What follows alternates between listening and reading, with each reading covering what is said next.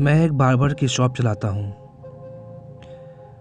आप सभी लोगों को मालूम होगा कि अभी देश के बहुत सारे शहरों में नाइट कर्फ्यू चल रहा है। तो हमारे शहर में भी नाइट कर्फ्यू चल रहा है। इसीलिए करीब शाम के 6 बजे मैंने अपने शॉप को बंद कर दिया। जैसे ही मैं अपने घर की ओर जाने वाला था कि तभी मेरा एक दोस्त वहाँ पहुँचा। वो मुझसे कहने लगा कि चलना मेरे घर पर चलते हैं, बहुत टाइम हो गया, हम लोगों ने साथ में टाइम स्पेंड नहीं किया। मैं भी उसके घर चला गया क्योंकि वो फ्राइडे का दिन था, इसलिए अगले दिन से तो फिर 2 दिन दुकान बंद ही रहने वाली थी। मैं उसके घर चला गया। हम लोगों ने बहुत सारी बातें की और बातें करते करते मुझे पता ही नहीं चला कि रात के 10 बज गए। मैंने उससे कहा कि ठीक है, अब मैं निकलता हूँ, और ये कह के मैं वहाँ से निकल गया। मेरे दुकान से मेरा घर और मेरे उस दोस्त का घर बहुत दूर नहीं था, इसीलिए मैं बाइक से नहीं जाया करता था। मैं पैदल ही टहलते हुए जाया करता था। जब मैं अपने घर की ओर जा रहा था तो मैंने देखा कि पूरा शहर वीरान पड़ा है। रात के 10 बजे भी ऐसा लग रहा था जैसे कि रात के 1 बज गए हैं। मेरे घर के रास्ते में एक रास्ता ऐसा था जो बड़ा ही वीरान था। कहने का मतलब कि उस रास्ते पे ज़्यादा कोई घर नहीं था, या फिर यूँ कहें कि घर था ही नहीं। वो बस एक लंबा रास्ता था, करीब 50 मीटर सीधा लंबा, और रास्ते के दोनों साइड में बहुत सारे पेड़ भी थे। जब मैं उस रास्ते पे पहुंचा तो मैंने देखा कि वहाँ एक पेड़ के नीचे एक बुढ़िया बैठी थी। वो बुढ़िया अपने सर को नीचे की ओर झुका के बैठी हुई थी। मैंने उस बुढ़िया को देखा तो मेरे मन में ख्याल आया कि शायद इसे कुछ मदद की ज़रूरत हो, इसी के लिए मैं उसके पास चला गया। जब मैं उसके पास गया और मैं वहाँ जाके बोला, क्या हुआ आपको, आप यहाँ अकेले क्यों बैठी हैं? कि तभी उस बुढ़िया ने मेरी ओर देखा। जब मैं उसके चेहरे को देख रहा था तो मुझे बड़ा ही अजीब लग रहा था। मतलब उसका चेहरा बहुत ही अजीब था। उसके बाद उस बुढ़िया ने मेरी ओर देखते हुए कहा कि मैं बहुत थक गई हूँ। मैंने कहा कि आइए, मैं आपको आपके घर छोड़ देता हूँ। तो उस बुढ़िया ने कहा कि मुझसे चला नहीं जा रहा। मैंने कहा कोई बात नहीं, आप मेरे हाथ पकड़ लीजिए, मैं आपको घर तक छोड़ देता हूँ।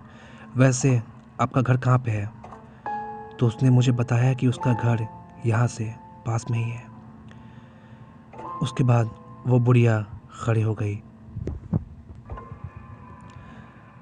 मुझे मालूम था कि कोरोना वायरस चल रहा है, इसी के लिए मैंने अपने हाथों में ग्लव्स पहना था और मेरे मुंह पे मास्क था। मैं उसका हाथ पकड़ के चले जा रहा था। मैं बिल्कुल सीधे देख रहा था। मैं करीब 25 से 30 मीटर दूर आया होगा कि तभी मैंने उस बुढ़िया से पूछा कि आपका घर वैसे किस तरफ है? उस बुढ़िया ने कोई जवाब नहीं दिया।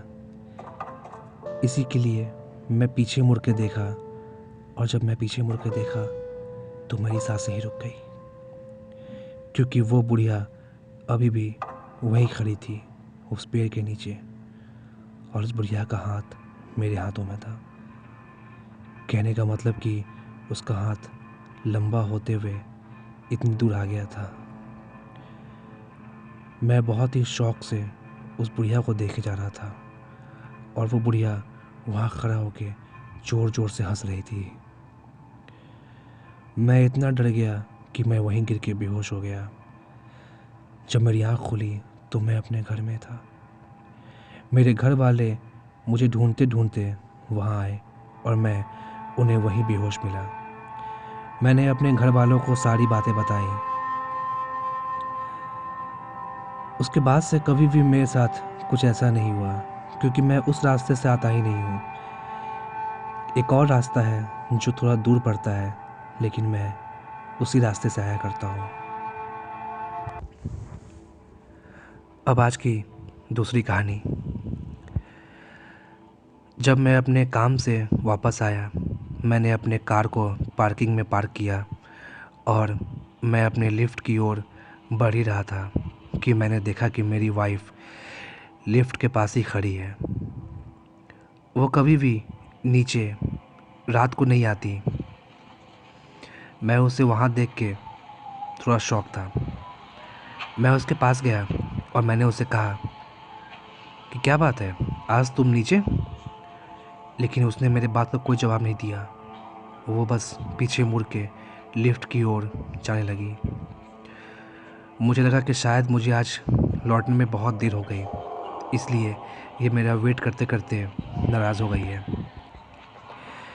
मैं भी उसके पीछे पीछे चलने लगा कि तभी हम दोनों लिफ्ट के अंदर आ गए। वो लिफ्ट में बिल्कुल खामोश खड़ी थी। वो कुछ भी नहीं बोल रही थी। मैंने उसे कहा, क्या हुआ, तुम्हारा तबीयत तो ठीक है ना? लेकिन उसने मेरे बातों का कोई जवाब नहीं दिया।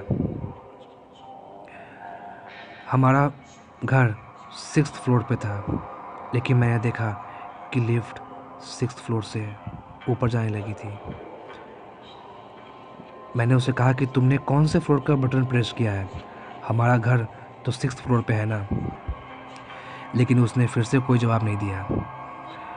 वो बस खामोश खड़ी थी।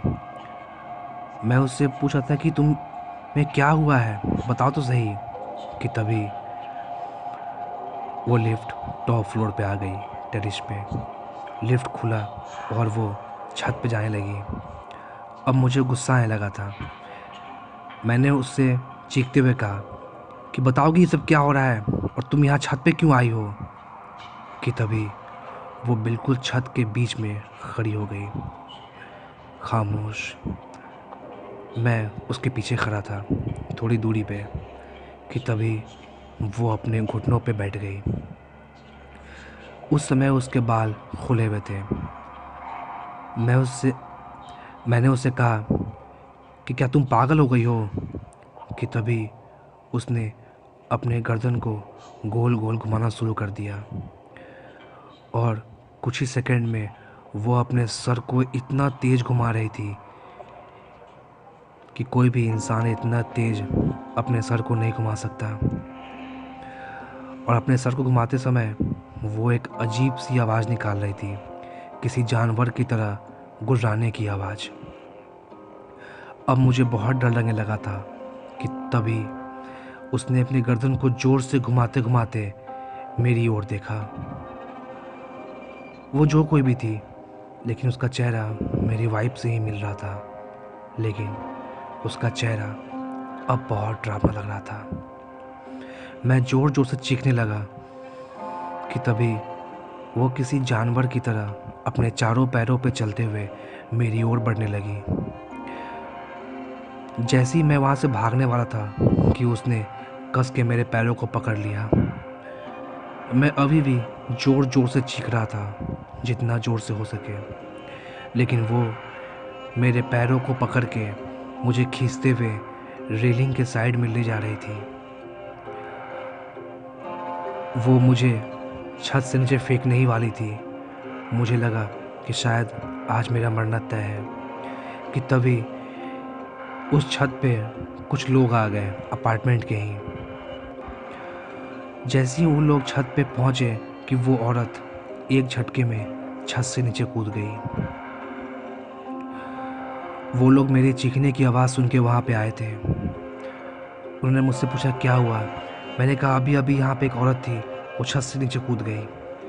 जब हम लोगों ने नीचे देखा तो नीचे कोई भी नहीं था। मैंने उन लोगों को सारी बातें बताई।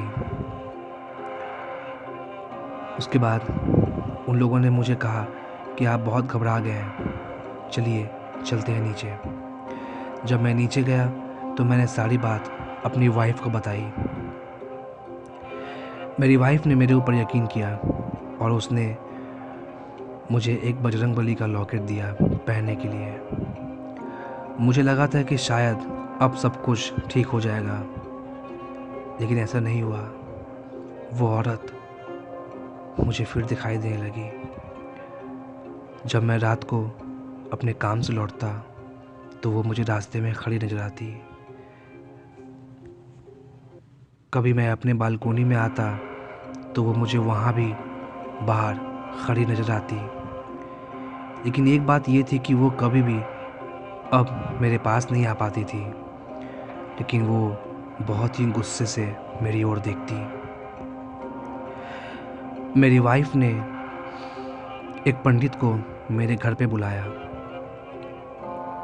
उस पंडित जी ने बताया कि ये एक छलावा है और ये मेरे पीछे रास्ते में लग गया था। मतलब कि हम जिस घर में थे उस अपार्टमेंट में कोई प्रॉब्लम नहीं था, वो रास्ते में मेरे पीछे पड़ गई थी और मेरे पीछे पीछे वो यहाँ तक आ गई थी। उस पंडित जी ने बताया कि तुम्हारे पास जो लॉकेट है वो लॉकेट से ही तुम्हारे पास नहीं आ पा रही और ना ही तुम्हें कोई नुकसान पहुंचा पा रही है। मैंने उनसे कहा कि इसका कुछ उपाय तो होगा। उस पंडित जी ने बहुत पूजा किया, बहुत सारा, और मुझे कुछ ताबीज़ भी दी। उस दिन के बाद से वो चुड़ैल मुझे कभी भी दोबारा नज़र नहीं आई।